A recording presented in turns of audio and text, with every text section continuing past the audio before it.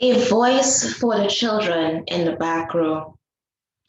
The children who sit at the back of the class probably do so for any of three main reasons.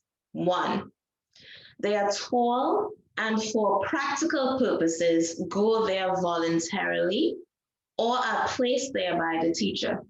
Two, they are shy or lacking confidence and believe that they are less likely to have questions directed at them there. Three, they desire undisturbed freedom from the teacher. They form friendships where talking or surreptitious eating becomes a preferred activity, or they are the class bullies. This is an excerpt from A Voice for the Children in the Back Row, written by Kathleen Robinson, who I'm very proud to say is my mother. In today's topic, we would be looking at how to help your children succeed online. My mother's book depicts our traditional classroom setting. However, in a virtual space, we hear parents complaining and worried and saying, "My child is failing. My child was doing well in a traditional school setting. Now, with the virtual school system or this virtual school, they are failing." And we would like to address the ABCs of succeeding online. I am Tonya Robinson Lloyd, again, just someone who has a covenant to helping children heal mentally. And we do so through the Robinson Lloyd Resiliency Group, where we have many programs to ensure social, emotional, and academic success. One of these social emotional programs is our Resilient Stars program. Now we're going to get into the ABCs of online success. The first part, we want to address attention and attitude. I have been working, of course, as you know, with my students, the participants of the Resilient Stars program, pre-K to grade 13. Now, one of the things that we've observed two different types of children interfacing with the new online platform. The first type says, you know what, this is really working for me. I could focus more. I don't have as many distractions. I love online school.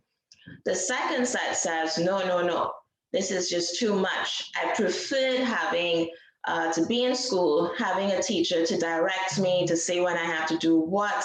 I feel more comfortable just knowing what to do, when to do it, how to do it. So we're looking at the A, attention and attitude. We have to ask our children, how are you doing with online school? Ask this question as often as once a week. Say this, ask the question, what has been taking away from your attention, you think, with regard to school, and what things can we do to help support you paying more attention in school? Right, and so that has to do with regard to the program, we have something called self-management, where we look at emotional management, we look at time management, and we also look at stress management. With the attention piece, it's all of the children are discussing spending 4 hours plus playing video games online compared to the time that they could be spending studying or reviewing or doing iReady or something to help them remain engaged academically. Attention. The next A that we would be looking at, attitude. What is what are our children's attitudes towards study? Right, so I have Sean and myself, we have a toddler, Leia, and she's already in online school because we noticed that she loves to learn, she loves to read. But sometimes we notice that she just does not want to be in class at all. She's distracted, she wants to play, and we allow that, of course, that freedom, right? And I sit with her at 2 years old and I'm saying to her, okay, Leia, you've been gifted with a love for learning, and we want to support that, and we want you to do your best in school. And she would say, okay. Right now, mind you, Leah would know her answers to her work, and she would say, I don't know. But at night, and I ask her the exact same question, she'll give me the answer. So I'd say to her, please tell your teachers when they ask you, so they could see that you know what you're talking about too. Right. So it's sort of working out that space with our children and understanding their attitudes to work.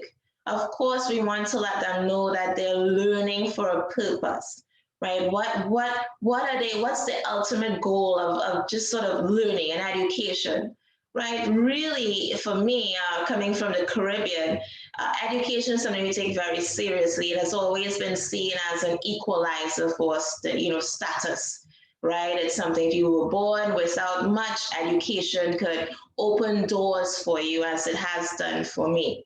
So we want to understand our children's attitude to learning. Next, we'll get into the B's. Being curious, right? My husband said one of the things he loves about his parents, his mother and his father, is that his mom would stimulate his love for reading about cars. She'll always get him the magazines and put it there. And at 10, he was just, reading at an advanced level because of this, stimulating his curiosity. And his father, on the other hand, would ask him questions to challenge him. What is this? And what is that? And he would, wants to know, right? So as parents, we want to, of course, identify what our children are curious about. What are the things that they're always involved in? Now, if they like playing roadblocks and they like these games, then what about helping them to learn how to create their own game, right? Because there's also an interest there, right? If they're interested in creating their YouTube videos, how can we teach them how to do it the right way?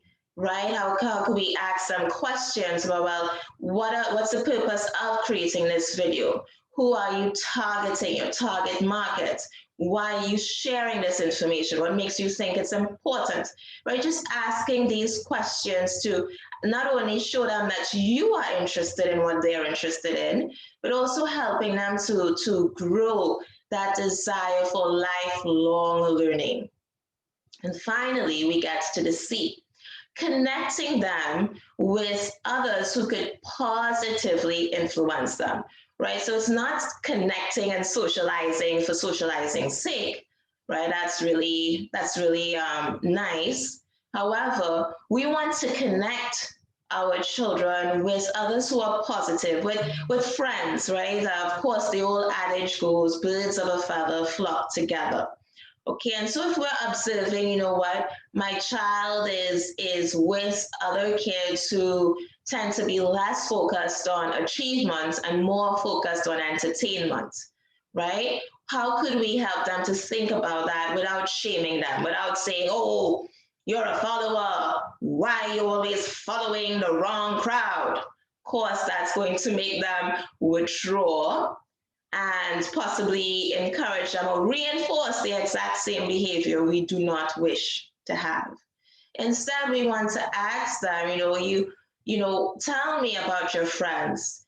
Tell me what they want to do. What does your friend want to do in the future? Have you guys ever discussed that? Okay, just get a bit of a conversation. Let these friends be where you could see and observe as well. My mom was famous for doing that, right? Observing me socializing with my friends and the different conversations that I would be having, right? And of course, one of the pillars of resilience that we use in our program, the Resilient Stars program, we have a positive role model who acts as an influence, right, to children who may not have that, who may or may not have that option of having someone who's positively role modeling behaviors that are helpful.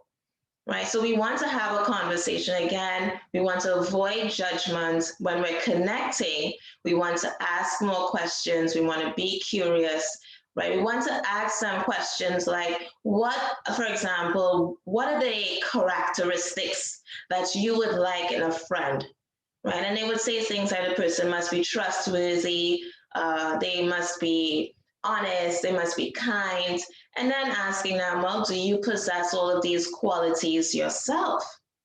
Right, and so we at the Robinson Lloyd Resiliency Group are all about helping students and families and teachers, helping them to become their best selves. And of course, in so doing, we too are becoming our best selves. We are self-actualizing as we help others to do the same.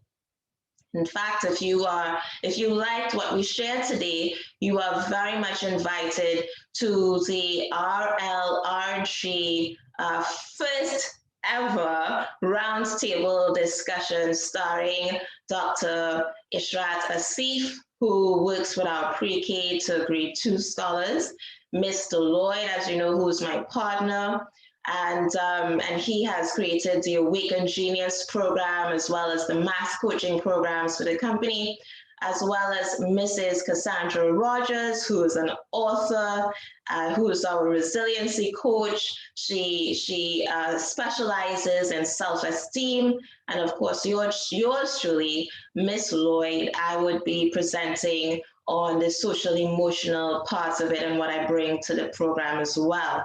We would be having our roundtable on Saturday, March 20th from 10 a.m. to 11 a.m. Eastern Time. We would love for you to be there. Each roundtable member would have about 15 minutes to share some of their experience, learnings, and how they apply everything that they have learned in their experience to the program. And then we'd, of course, love to have your questions toward the end. So please save the date.